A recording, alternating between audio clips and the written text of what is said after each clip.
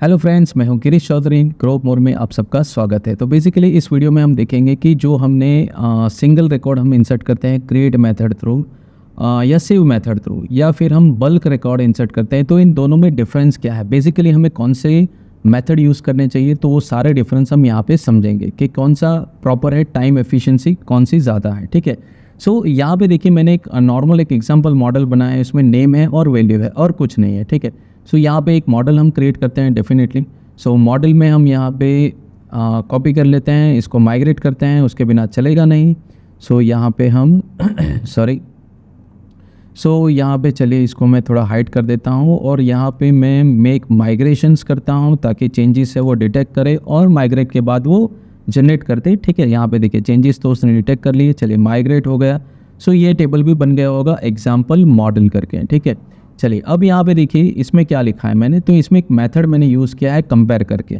सो ये देखिए सबसे पहले इसके लिए हम व्यू बनाते हैं ताकि आपको बेहतर समझ में आए, क्योंकि शेल मोड पे शायद आपको समझने में दिक्कत हो सकती है। आपको मैं पूरा कोड समझाता हूँ। ठीक है, सो एक व्यू में बना देता हूँ सबसे पहले, तो व्यू में ऊपर ही बना देता हूँ। तो सबसे पहले चलिए एक व्यू में यहाँ पे बनाता हूँ दैट यहाँ पे टाइम चेक टाइम। ठीक है, ऐसा मैं एक व्यू बना देता हूँ, चेक और ऐड रिकॉर्ड और check record time, check insert time, कुछ इस तरह से मैं बना देता हूँ। ठीक है, चेक इंसर्ट टाइम करके एक व्यू बना देता हूँ। यहाँ पे अभी फ़िलहाल ये कुछ नहीं है। ठीक है, इसमें क्या लिखना है वो बाद में लिखते हैं। सो बेसिकली यहाँ चेक इंसर्ट टाइम है तो उसका यूआरएल में बना देता हूँ चेक इंसर्ट टाइम का। सो यहाँ पे URL dot check insert time, और यहाँ पे यूआरएल भी मैं वही दे देता हूँ ताकि कन्फ्यूज़न ना हो। ठीक है, so check insert NESERT insert time. So यहाँ पे हम दोनों तरीके यहाँ पे हम एक्सेस करेंगे या इम्प्लीमेंट करेंगे। सो यहाँ पे अभी हमें क्या लिखना है, तो यहाँ पे सबसे पहले देखिए इंपोर्ट किया है स्टार्ट टाइम एंड टाइम। तो सबसे पहले तो मैं इसको एग्जीक्यूशन में ले लेता हूँ, आपको समझाता हूँ क्या है।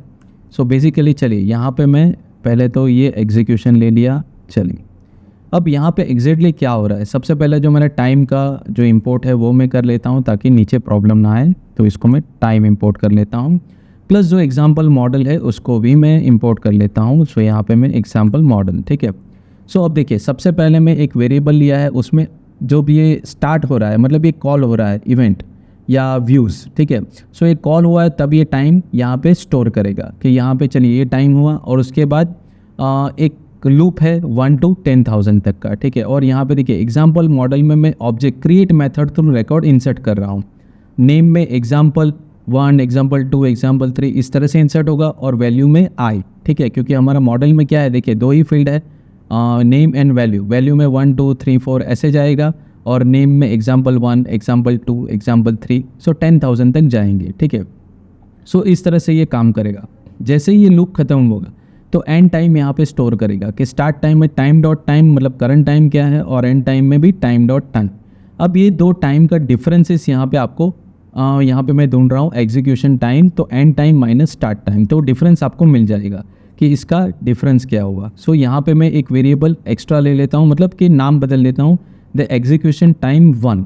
ठीक है, ऐसा मैं लिख देता हूँ एंड टाइम 1, और यहाँ पे भी स्टार्ट टाइम 1, कुछ इस तरह से लिख देता हूँ, और यहाँ पे एंड टाइम 1 में से स्टार्ट टाइम 1 को मैं माइनस करता हूँ। तो ये किस लिए है, क्रिएट मेथड यूज़ करता है तो वो कितना टाइम लेता है उसके लिए। अब यहाँ पे हम लेते हैं नीचे देखिए। सो यहाँ पे ये देखिए यही चीज़ मैंने बल्क मेथड के लिए भी की है, तो ये हम देखते हैं। सो सबसे पहले इसको भी मैं कॉपी कर लेता हूँ, तो इस यहाँ पे मैं जस्ट एक कमेंट कर देता हूँ to insert record 1 by 1 using create method. ठीक है, और यहाँ पे वही चीज़ मैं यहाँ पे एग्जीक्यूशन लगा देता हूँ that to insert record in bulk. ठीक है, सो यहाँ पे हम लगा देते हैं इन बल्क।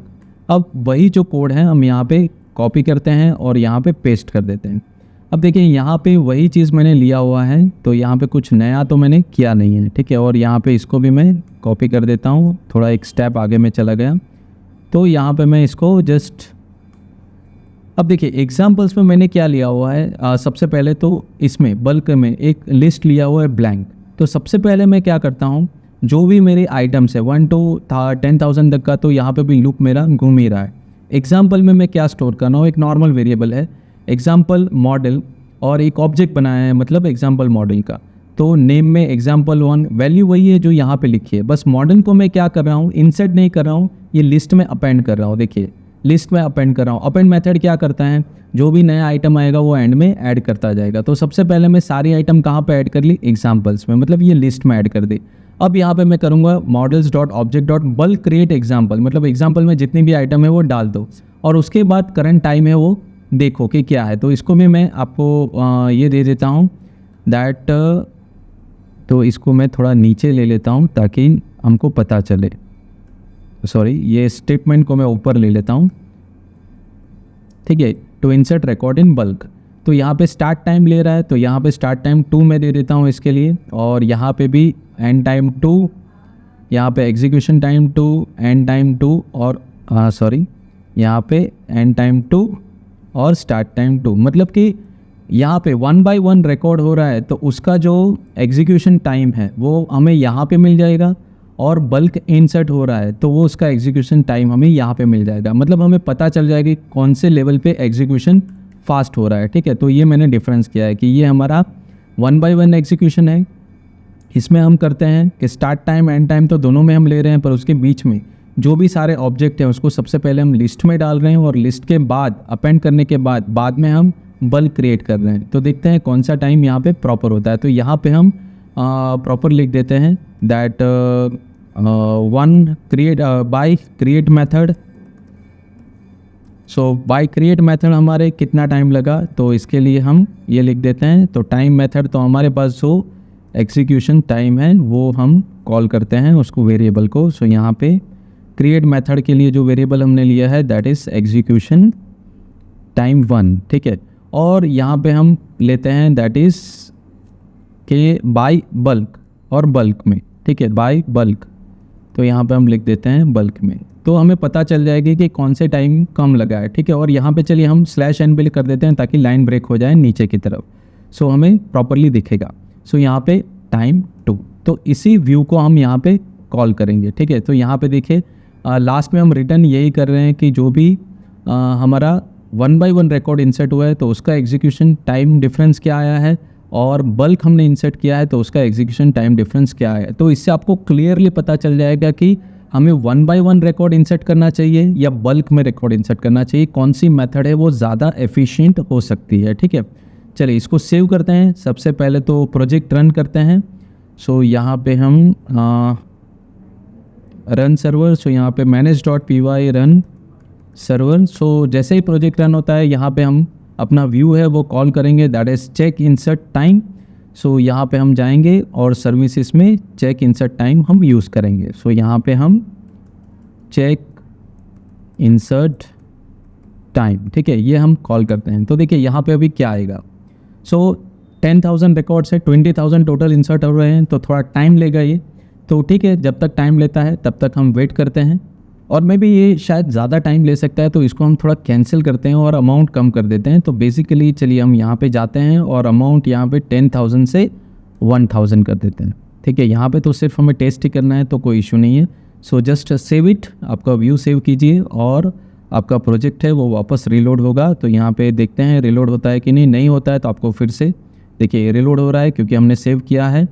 सो वेट करते हैं जब तक रिलोड होता है। चलिए हो गया है, तो यहाँ पे जाते हैं और वापस इसको हम जो हमारा व्यू मेथड है, तो हमारा व्यू मेथड का नाम है चेक इंसर्ट टाइम, ठीक है। तो इसको हम यहाँ पे यूज़ करते हैं that check insert and time, ठीक है। सो यहाँ पे जस्ट आप इंसर्ट टाइम, ओके, चलिए एंटर करते हैं।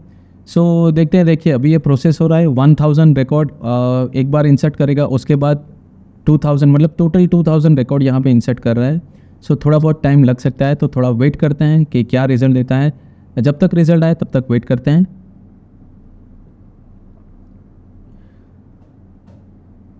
सो यहाँ पे देखिए आपको यहाँ पे रिज़ल्ट मिल गया है। तो देखिए यहाँ पे जो हमने 1 by 1 क्रिएट किया उसने 17.86 सेकेंड लिए, और जो हमने बल्क इंसर्ट किए उसने 0.26 सेकेंड लिए। मतलब आप डिफरेंस देख सकते हो कि कितना बड़ा डिफरेंस है, ठीक है। सो बेसिकली यही एक प्रॉब्लम्स होती है कि आप जब 17 सेकंड और 0.26 में, तो अब आप मुझे यहाँ बताने की ज़रूरत नहीं कि कौन सी मेथड बहुत ज़्यादा एफिशिएंट है। डेफिनेटली बल्क रिकॉर्ड आप क्रिएट करोगे तो वो और भी ज़्यादा एफिशिएंटली वर्क करेगी। सो आई होप कि ये वीडियो आपको पसंद आया होगा। जो डिफरेंस मैंने बताया कि सिंगल रिकॉर्ड्स इंसर्शन और multiple records insertion at a single time, so किस तरह से काम करता है, उसके डिफरेंसेस क्या है, आपको पसंद आया होगा, समझ में आया होगा। कोई क्वेरी हो, क्वेश्चन है, तो आप डायरेक्टली मुझे मैसेज कर सकते हैं, कमेंट लिख सकते हैं। मैं सारी आपकी क्वेरीज सॉल्व करूँगा, चाहे आपके कॉलेज असाइनमेंट रिलेटेड हो तो भी, ठीक है। सो ये वीडियो पसंद आया तो लाइक कीजिए, शेयर कीजिए, सब्सक्राइब कीजिए और ज़्यादा से ज़्यादा लोगों तक मेरा ये वीडियो पहुँचाइए, ठीक है। सो आज के लिए धन्यवाद।